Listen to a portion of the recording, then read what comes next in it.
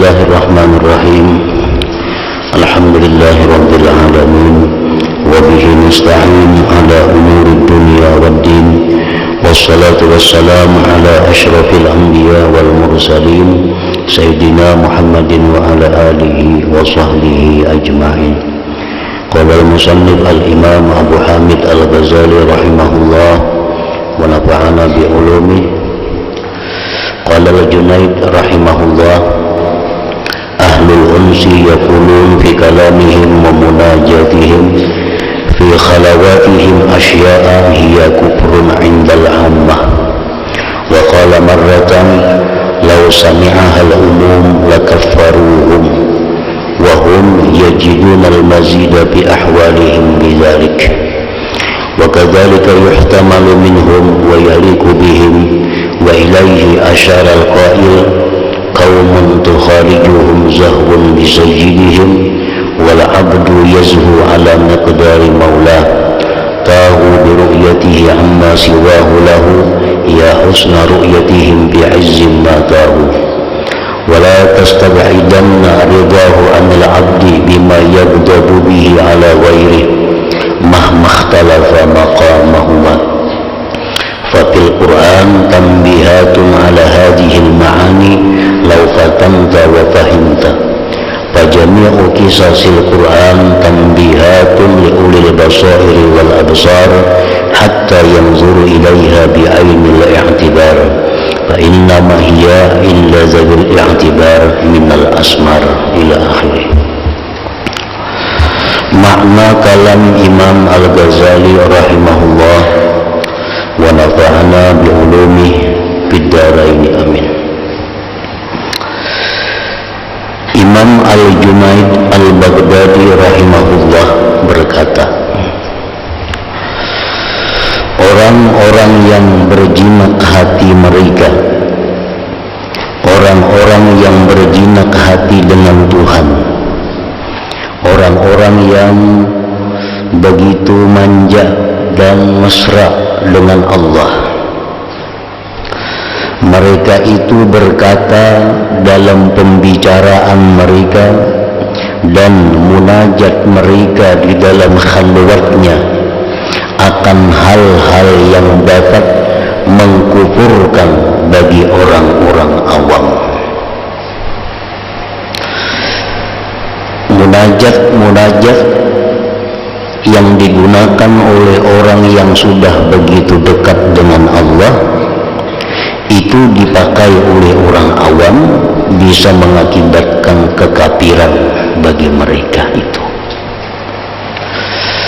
Nah, oleh karena itu kada dibenarkan kita membaca doa, membaca munajat yang disusun oleh para aulia itu kecuali kita mengerti makna-maknanya.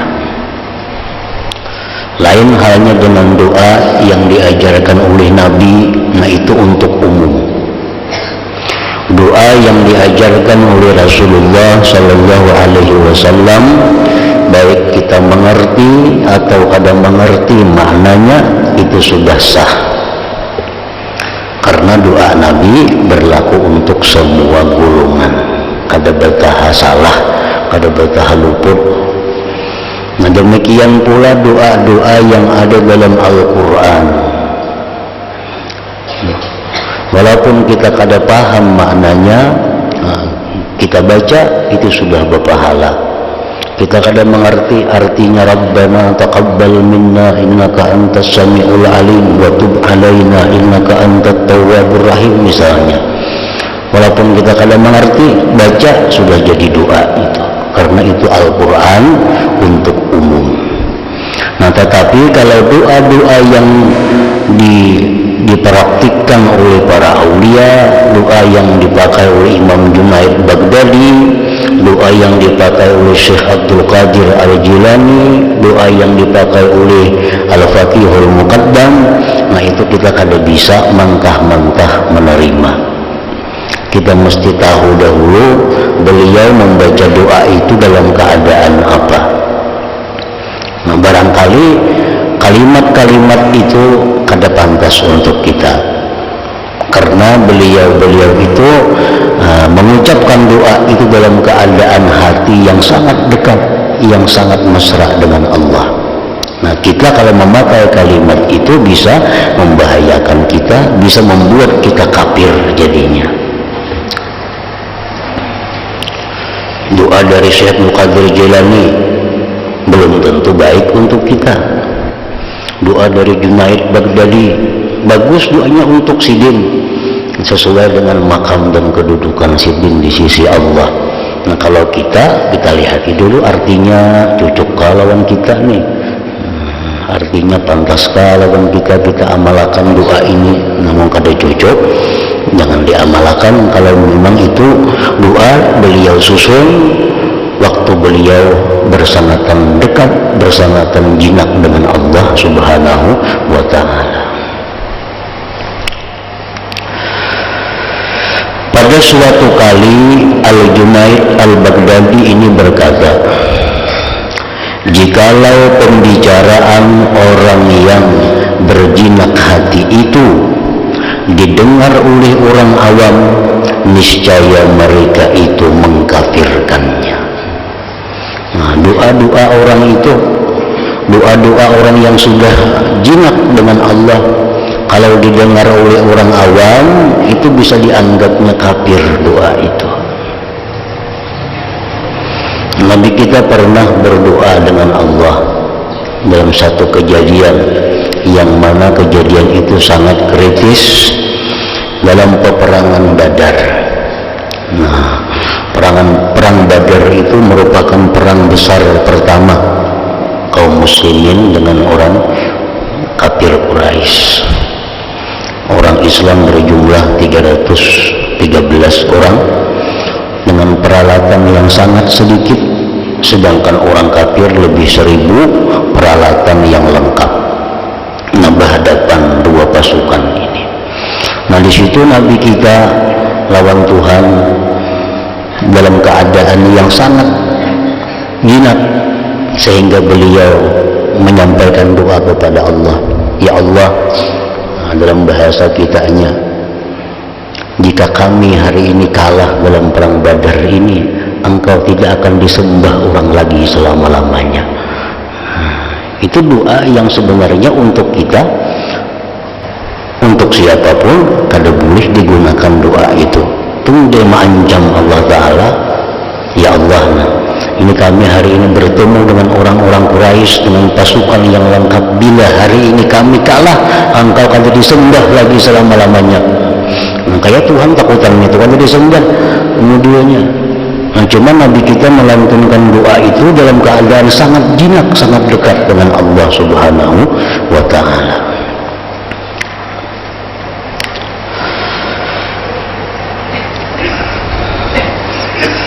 Kayak kita misalnya berdoa, nah, ya Allah, umpamanya kabulakan doa ulun ni, nah, ulun banyak hutang, lunasiakan hutang ulun. Bila pian kada lunasi ulun bakapir, udah ada artinya doa itu, usah kafir bujuran kita mengancam Tuhan engkau itu. Karena kita kedudukan kita, makam kita kada seperti makam-makam orang yang para aulia itu. Ya Allah, nah, hamba susah, bila kada sudi hamba bakapir. Ada peduli Tuhan 1000 kita bakapir, kada ada urusannya bagi Tuhan, kada mengganggu kebesaran Tuhan, kada mengganggu keagungan Allah.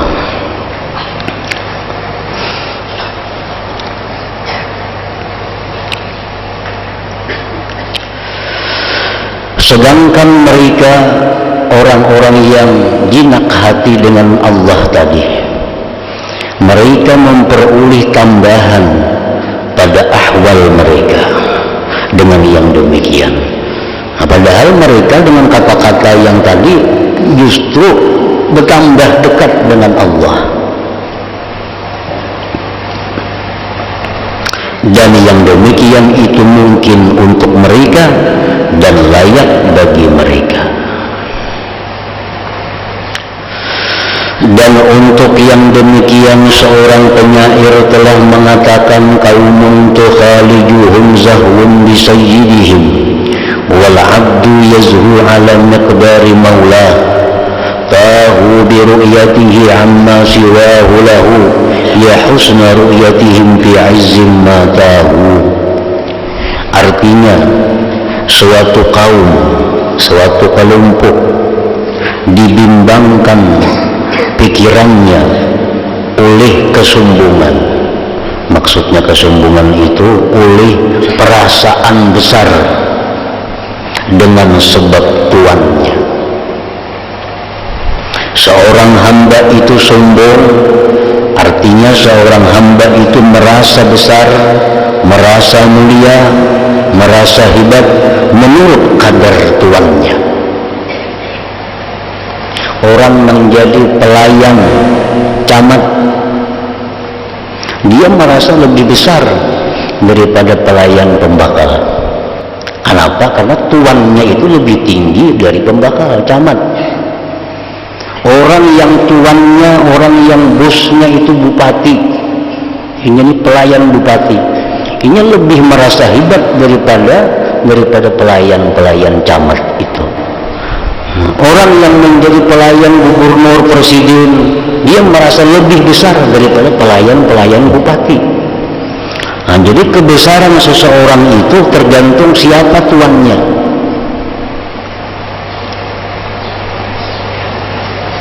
Mereka sombong, mereka merasa besar dengan melihatnya dari orang lain kepadanya. Alangkah baiknya mereka melihatnya dengan kemuliaan apa ia menyumbungkannya. Nah, kalau kita ini merasa besar, nah karena kalau kita ini merasa mulia dengan bahwa kita ini adalah pelayan Allah, nah itu sesuatu yang bagus, nah sesuatu yang mulia. Dan pelayan Allah ini macam-macam pula tingkatannya. Macam orang pelayan, orang tuan juga macam-macam. Ada pelayan tuan yang menyiapkan makannya, ada pelayan tuan yang menyiapkan pakaiannya, ada pelayan tuan yang tukang basuh kendaraannya, ada pelayan tuan yang tukang kebunnya. Nah, pelayan Allah pun demikian kedudukan makamnya. Pelayan Allah pun seperti itu. Ada yang begitu dekat dengan Allah, ada pelayan Allah yang jauh daripada Allah, walaupun sama-sama daripada pelayan itu.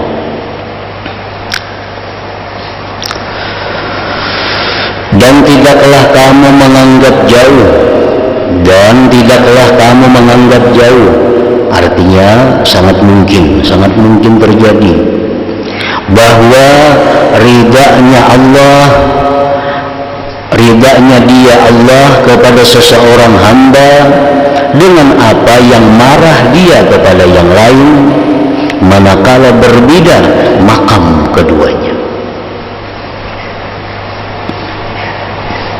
Mungkin, sangat mungkin Allah itu ridha kepada seseorang ini melakukan itu, tetapi Allah benci kalau ada orang lain yang melakukan itu, karena berbeda makam orang itu, berbeda pangkat orang itu.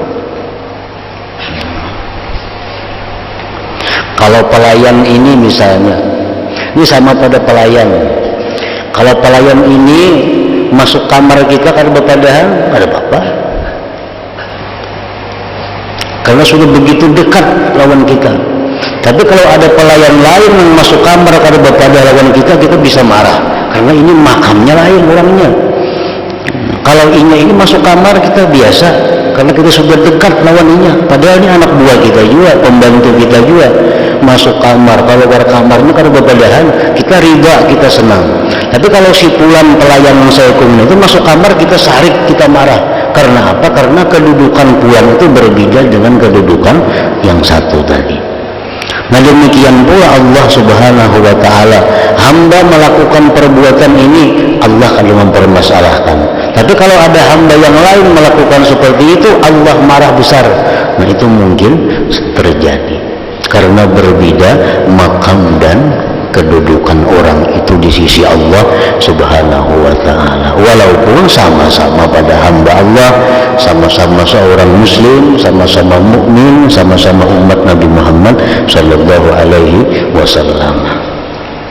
Jadi jangan hendak menuruti orang dalam hal kemaksiatan. mah ini aja maksiat mah. Kenapa? Terus si anu pernah kayak itu aja, jangan. Karena makam kita lawan orang itu kita kada tahu di sisi Allah. Nah, kalau orang itu berbuat itu mungkin Allah ada masalah, tapi kalau kita bisa jadi masalah. Nah, jadi jangan hendak menuruti seseorang pun melakukan maksiat. Jangan hendak menuruti siapapun kalau urusan maksiat kepada Allah. Nah, kayak aku nih maksiat kada apa-apa, si anu depang maksiat saya juga. Nah, kada kawa itu kada, karena kedudukan kita di sisi Allah kada tahu kayak apa mulianya kita, kayak apa orang itu kayak apa. Nah, contohnya orang-orang yang pemurah. Nah, dalam sebuah hadis diriwayatkan artinya ujar Nabi, jauhilah buntut orang yang pemurah. Ijtanibu dzambas sakhi. Artinya orang yang pemurah itu kalau ini ada berbuat satu kesalahan, orang yang pemurah itu berbuat satu kemaksiatan, jangan dituruti. Kenapa? Karena orang pemurah itu satu saat dia akan ditarik oleh Allah. Dia akan diberi Allah tobat berkat sifat pemurahnya itu. Ada orang pemurah misalnya, ini berbuat maksiat, kita hendak dia menuruti, jangan dituruti. Karena orang pemurah itu dia sangat mudah untuk ditarik, dikembalikan oleh Allah Subhanahu wa taala ke jalan yang benar. Oleh kita pemurah juga, itu pun kalau tentu sama juga pemurahnya. Ujar Nabi lagi, ittaqu zallatal alim wantaziru fai'atah. Ujar Nabi, takutilah tergelincirnya orang alim dan tunggulah kembalinya dia. Kita berbuat maksiat, tuan guru itu berbuat maksiat juga, jangan dituruti tuan guru itu. Karena tuan guru ini sangat mudah untuk kembali ditarik oleh Allah berkat ilmu yang ada pada dirinya itu. Karena khawatir dituruti. Orang-orang keturunan Nabi, orang-orang keluarga Nabi, Habib kada kau dituruti maksiat. Habib pun maksiat kada kau dituruti, karena mereka ada jalan khusus mendapat kemudahan untuk dikembalikan oleh Allah kepada jalan yang benar. Kita kada tentu kayak itu. Jadi tidaklah jauh, artinya sangat mungkin bahwa ridanya dia Allah kepada seseorang hamba dengan apa yang marah dia kepada yang lain, manakala berbeda makam keduanya, makam punya kedudukan, pangkat keduanya di sisi Allah Subhanahu wa ta'ala.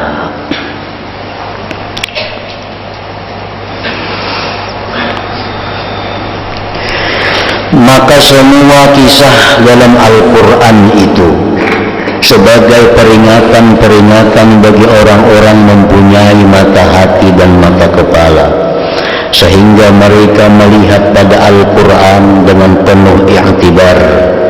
Sesungguhnya orang-orang yang mengambil i'tibar itu hanya beberapa nama. Hanya sedikit ada orang-orang yang bisa mengambil i'tibar di dalam Al-Quran itu. Quran itu banyak kisah, cuma sedikit sekali orang yang bisa mengambil i'tibar dari kisah-kisah yang ada di dalam Al-Quran itu. Adapun kisah yang pertama adalah kisah Nabi Adam alaihissalam dengan iblis. Iblis hamba Allah, ahli ibadat. Kayak apa ibadatnya iblis? Kada ada sejengkal pun dari langit itu melainkan pernah iblis sujud padanya. Kayak apa luasnya langit itu, berapa lapis langit. Kada ada sakian jiwa pun melainkan iblis pernah sujud kepada Allah di tempat itu. Nah, iblis Quran dikisahkan lagi Adam. Nabi Adam ini makhluk baru, makhluk yang baru daripada iblis. Artinya bertuhan Tuhan iblis pada Nabi Adam ini. Bukankah engkau telah melihat bagaimana keduanya bersekutu pada nama maksiat dan menyalahi? Adam menyalahi Allah, iblis menyalahi Allah. Salahnya Adam apa? Memakan buah khuldi yang dilarang oleh Allah. Salahnya iblis apa? Karena menghormat kepada Nabi Adam, makhluk baru yang diciptakan Allah. Nah, sama-sama dua orang ini melanggar hukum Allah.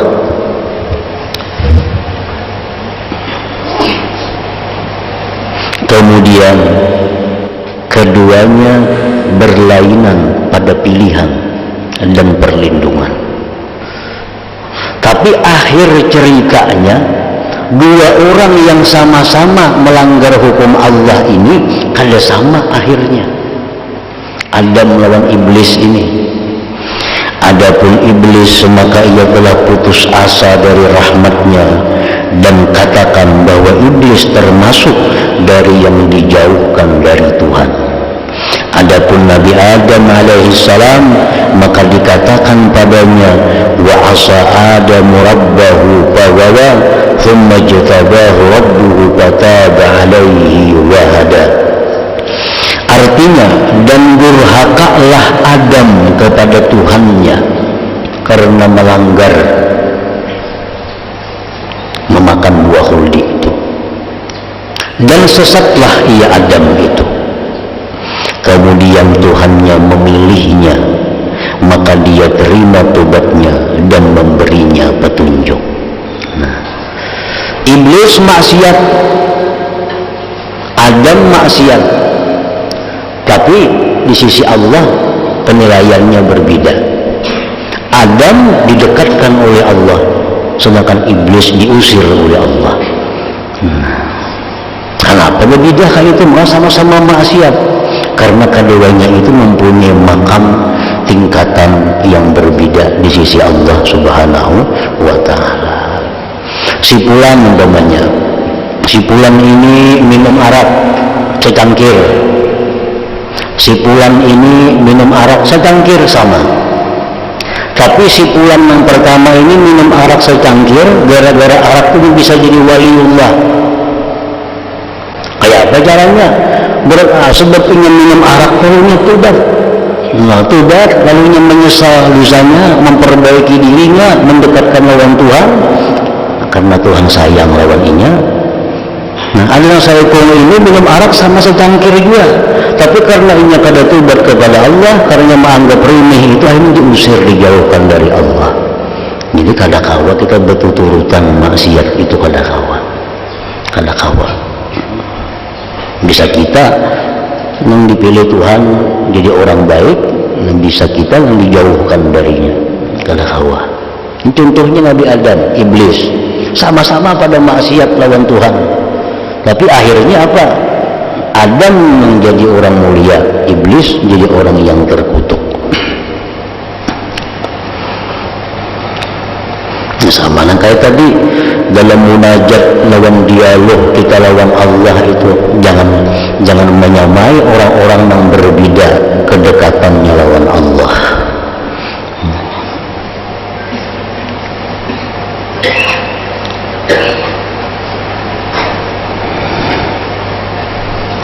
Maka dia diterima tobatnya dan memberinya petunjuk. Dan Allah Subhanahu wa Ta'ala mencela nabinya sallallahu alaihi wasallam. Allah Subhanahu wa Ta'ala mencela nabi kita. Nah, pengertian bahwa Allah mencela nabi kita itu bukan mencela artinya Tuhan untuk bermamai lawan nabi kita, kada. Allah kada pernah mencela nabi kita. Apabila ada hadis atau Al-Quran yang artinya bahwa Allah itu mencela nabinya, artinya bahwa Allah memberikan pelajaran kepada nabi dengan cara yang tegas. Kan macam guru itu memberi pelajaran lawan muridnya macam-macam. Lalu itu ibarat manusia, ada waktunya kadang-kadang lemah lembut, ada kadang-kadang tegas. Nah ini Allah Ta'ala pun dengan Nabi demikian. Ada kadang-kadang Allah dengan lembut menyampaikan wahyu kepada Nabi, ada kadang-kadang dengan tegas. Nah oleh bahasa Arab disebut itu mencela, bukan mencela karena kekurangan, karena kesalahan Nabi, kada macam itu artinya. Artinya Allah memberikan wahyu kepada Nabi, perintah dengan sesuatu yang tegas.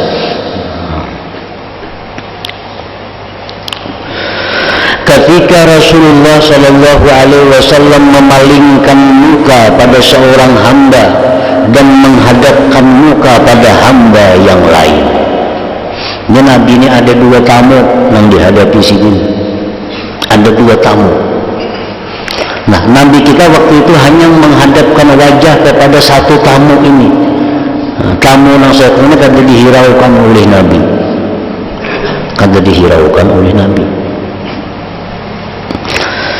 Padahal keduanya itu Nabi sama-sama punya tujuan ibadah. Padahal tindakan Nabi itu, niat sidin itu adalah ibadah. Kenapa sidin memalingkan muka, menghadapkan muka ke sini aja, kada ke sana? Tujuan sidin itu baik, tujuan sidin itu ibadah. Tapi ditegur oleh Allah. Nah, ditegur oleh Allah. Akan tetapi pada waktu itu keduanya berbeda. Berbeda. Kenapa Nabi kita ditegur oleh Allah? Pada tujuan sidin itu ibadah. Memandang satu orangnya aja, nah maksudnya kalau dipandang sidin, tujuan sidin itu bagus. Tapi Allah menegur. Kenapa Allah menegur? Karena makam di sisi Allah lebih mulia kalau dipandang Nabi itu orangnya. Nah, makam di sisi Allah mulia, yang lebih mulia yang kagak dihiraukan Nabi itu orangnya. Kalau Allah menegur, jangan hanya memandang ke sana, sebab yang kagak dipandang itu kedudukannya lebih mulia di sisi Allah.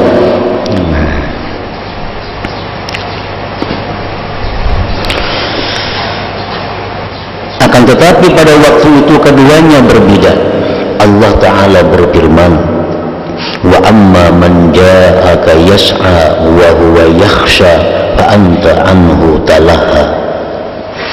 Artinya, dan adapun orang yang datang kepadamu dengan bersegera untuk mendapatkan pelajaran, sedangkan ia takut kepada Allah, maka kamu mengabaikannya. Yang sebelah kanan yang kalau dihirani Nabi ini pada orangnya jar Tuhan itu orang baik, itu orang yang punya kedudukan tinggi di sisiku.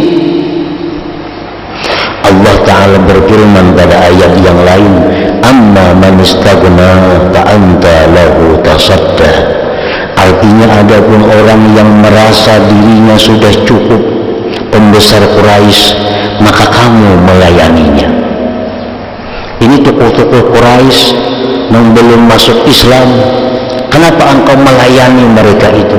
Kadang menghiraukan orang-orang yang punya nama di sisi Allah Subhanahu wa Ta'ala. Padahal tujuan Nabi itu bagus, niat sidin itu bagus. Nah, beliau kadang menghiraukan ini karena beliau sudah tahu orangnya sudah kuat iman. Nah, orangnya sudah Islam, imannya sudah kuat. Walaupun ini akan dihiraukan, tetapnya kadang merubah keimanannya kepada Allah dan Rasul. Adapun ini orang menghendak dibujuk Nabi supaya masuk Islam. Lalu Nabi perhatikan, bujuk Nabi hadapi, Nabi layani. Tujuan sini supaya ini orang mau masuk Islam. Nah kan tujuan sini itu bagus, ditegur oleh Allah Ta'ala. Karena ini dua orang ini, orang yang satu ini orang yang punya kedudukan mulia di sisi Allah Subhanahu wa Ta'ala. Seperti demikian juga Allah memerintahkan kepada Nabi Sallallahu Alaihi Wasallam untuk duduk bersama suatu golongan. Allah Azza wa Jalla berfirman, wa idza ja'aka alladziina yu'minuuna bi ayatina faqul salamun alaikum. Artinya, apabila orang-orang yang beriman kepada ayat-ayat kami itu datang kepadamu, maka katakanlah salamun alaikum. keselamatan bagi kalian. Artinya bila datang kepada engkau wahai Rasul orang-orang yang beriman, maka terimalah mereka, layanilah mereka itu, ajarilah mereka itu. Dan disuruhnya Nabi SAW berpaling dari selain mereka. Allah Ta'ala berfirman, wa idza ra'aital ladzina yakhuduna fi ayatina fa'arid anhum. Artinya, dan apabila kamu melihat orang-orang yang memperuluk-ulukkan ayat-ayat kami, maka tinggalkanlah mereka itu. Sampai pada firman Allah, fala taq'ud ba'da dzikra ma'al qaumiz zalimin. Artinya, maka janganlah kamu duduk bersama orang-orang yang zalim itu sesudah dapat peringatan dari Allah Subhanahu wa Ta'ala. Allah Ta'ala berfirman lagi, wasbir nafsaka ma'al ladzina yad'una rabbahum bil ghadati wal 'ashyi. Artinya, maka bersabarlah kamu, bertahanlah kamu bersama orang-orang yang menyeru Tuhan di pagi dan sore hari. Nah, jadi di sini kisah-kisah Al-Quran, Al-Quran semuaan, kisah-kisah ini adalah menunjukkan bahwa manusia itu berbeda-beda makam dan kedudukan mereka di sisi Allah Subhanahu wa Ta'ala. Dan Rasulullah diajarkan oleh Allah bagaimana cara menghadapi orang-orang yang punya kedudukan tinggi di sisi Allah, bagaimana menghadapi orang-orang yang belum ada punya kedudukan di sisi Allah. Nah, diajarkan di dalam kisah-kisah tadi. Maka begitu juga, maka seperti itu juga al-imbisat dan al-idlal itu mungkin dari sebagian hamba, tidak dari sebahagian yang lain. Di antara imbisatnya kejinakan hati itu adalah ucapan Nabi Musa alaihissalam, in hiya illa fitnatuka tudillu biha man tasha wa tahdi man tasha. Artinya, itu hanyalah cobaan dan dari engkau sesatkan dengan cobaan itu siapa yang engkau kehendaki, dan engkau beri petunjuk kepada siapa yang engkau kehendaki. Nah, ucapan Nabi Musa ini beliau ucapkan kepada Allah di waktu beliau dalam keadaan sangat jinak dengan Allah. Beliau, Nabi Musa, munajat kepada Allah di Tur Sina. Begitu balik ke kampung sekian puluh hari munajat di sana, balik ke kampung, tahu-tahu penduduk kampung Islam ini bermurtad, berpindah Tuhan. Yang dulunya menyembah Allah, sekarang menyembah anak sapi, karena ditinggalkan Nabi Musa munajat tadi. Lalu Nabi Musa dalam dialognya kepada Allah melihat orang kampung mereka menyembah Allah lagi, menyembah anak sapi. Kemudian Nabi Musa, ya Allah, engkau kan menyesatkan mereka, jadi sesat mereka itu. Madahkan Tuhan menyesatkan Nabi Musa. Padahal itu kata-kata yang sebenarnya kada patut diucapkan kepada Allah kalau dalam keadaan normal seseorang. Tapi begitu Nabi Musa dalam keadaan jinak hatinya kepada Allah, beliau mengatakan, piantang menyesatkan, sesat mereka semuaan. Maka itu bahasa kitanya. Dan ucapan Nabi Musa alaihissalam pada memberi alasan dan beruzur ketika dikatakan kepadanya, idhab ila Fir'aun, artinya pergilah kepada Fir'aun, maka ia berkata, walahum alayya dzambun. Ajar Tuhan, hai Musa, datangi Fir'aun. Itu perintah Allah. Ajar Musa, kada hendak datangi Fir'aun, sebab ulun ada salah dengan Fir'aun itu. Wani menentang Allah Ta'ala Nabi Musa nih. Disuruh Tuhan kan datangi Fir'aun, yang di Musa kada hendak, ulun ada kesalahan lawaninya. Dan ucapan beliau, inni akhafu ayyukadzibuni wa yadhiqu sadri wa la yantaliqu lisani, sesungguhnya aku takut bahwa mereka akan mendustakan aku dan sempitlah dadaku dan tidak lancar lidahku. Ya Tuhan, wahai Musa, datangi Fir'aun, ajak dia masuk Islam. Ya Musa, ulun kada wali ke situ. Kalau belum didustakannya kayaknya ulun sakit hati. Nabi Musa menantang Allah, disuruh Tuhan datangi Fir'aun. Nabi Musa ulun takutan kalau didustakannya, kayaknya ulun sakit hati karena kau berpanggil lagi. Dan ucapan beliau, innana nakhafu ayyafruta alaina aw ayyatuka, artinya sesungguhnya kami khawatir bahwa ia segera menyiksa kami atau akan bertambah melampaui batas. Padahal yang menyuruh ini Allah. Bila Allah menyuruh, pasti Allah akan menolong, Allah pasti akan membantu, menjaga. Kada akan mati, kada akan disiksa Fir'aun. Tapi Nabi Musa kada mau Nabi Musa, takutan karena disakitinya kami, karena disiksanya kami mau ke situ. Nah, ini kisah-kisah Al-Quran, dan ini dari selain Nabi Musa alaihissalam, dan ini dari selain Nabi Musa alaihissalam, termasuk jahat adab lawan Allah. Nah, kalau lain pada Nabi Musa itu jahat adab lawan Tuhan itu. Cuma karena ini Nabi Musa, orang yang pilihan Allah, orang yang hatinya sangat mesra, sangat jinak dengan Allah, itu dianggap biasa oleh Tuhan kata-kata seperti itu.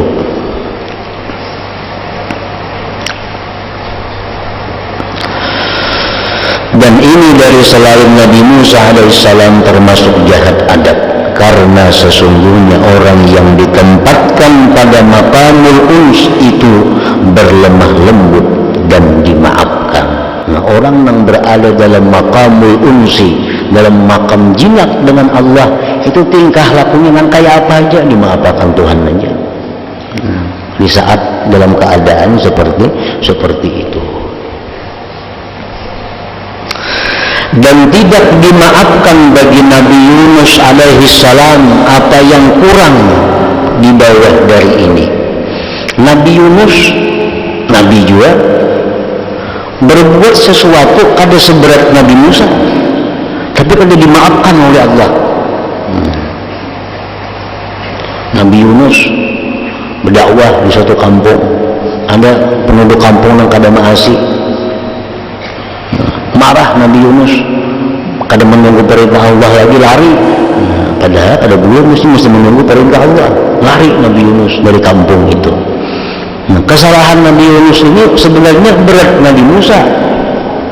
Kalau Nabi Musa kada mau menjalankan perintah, ya Tuhan datangi Fir'aun, padahal hendak Nabi Musa, karena disakitinya ulun. Nah, kan itu lebih berat lagi. Nah, Nabi Yunus ini berbuat kesalahan kada seberat Nabi Musa, tapi dihukum oleh Allah. Nabi Yunus dihukum oleh Allah, maka ia disiksa karena beliau ditempatkan pada maqamul qabdi dan haibah. Maka ia disiksa dengan dipenjara pada perut ikan yang besar dalam 3 kegelapan. Kegelapan malam, kegelapan laut, kegelapan perut iwak, 3 kegelapan. Dan ia dipanggil sampai hari kiamat, laula an tadarakahu ni'matun min rabbih lanubidha bil ara wa huwa mazmum. Artinya, jikalau sekiranya ia tidak mendapat nikmat dari Tuhannya, niscaya ia Nabi Yunus tadi dicampakkan ke tanah tandus dalam keadaan tercela. Al-Hasan berkata, al-ara pada ayat ini artinya hari kiamat. Nabi kita sallallahu alaihi wasallam dilarang untuk mengikutinya. Nabi dilarang Tuhan, jangan kayak Nabi Yunus. Dan dikatakan kepada beliau, tasbir li hukmi rabbik wa la takun ka sahibil hut idh nada wa huwa makzum. Artinya, ujar Tuhan, maka bersabarlah engkau wahai Muhammad terhadap ketetapan Tuhanmu, dan janganlah kamu seperti orang yang berada dalam perut ikan Nabi Yunus ketika ia berdoa sedang ia dalam keadaan marah kepada kaumnya. Nah, perbedaan-perbedaan ini sebagian daripadanya karena adanya perbedaan pada ahwal dan makam kedudukan. Kan nabi-nabi itu kada sama juga, tentu walaupun sama-sama nabi, tapi tingkatan di sisi Allah kada sama. Nabi ini berbuat itu dimaafkan Tuhan, kalau nabi ini dihukum Tuhan. Nah, perbedaan-perbedaan ini sebagian daripadanya karena adanya perbedaan pada ahwal dan makam kedudukan mereka, dan sebagiannya karena apa yang telah terdahulu pada zaman azali dari kelebihan antara satu dengan yang lain dan keterpautan pada pembahagian antara hamba-hamba. Allah Ta'ala berfirman, walaqad faddalna ba'dan nabiyyin ala ba'd. Artinya, dan sungguh telah kami lebihkan sebagian nabi-nabi itu atas sebagian yang lain. Allah Ta'ala berfirman, minhum man kallamallah wa rafa'a ba'dahum darajat. Artinya di antara mereka ada yang Allah berkata-kata langsung dengan dia seperti Nabi Musa, dan sebagiannya Allah meninggikan beberapa derajat. Nah, maka sebagaimana nabi-nabi pun demikian tadi, maka aulia-aulia pun demikian pula.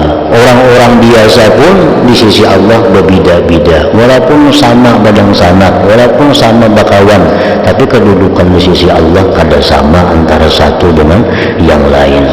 Jadi dalam urusan maksiat, dalam urusan yang haram, jangan hendak menuruti siapa jua pun, karena barangkali yang dituruti itu diterima Tuhan tobatnya, seorang kada diterima Tuhan tobatnya.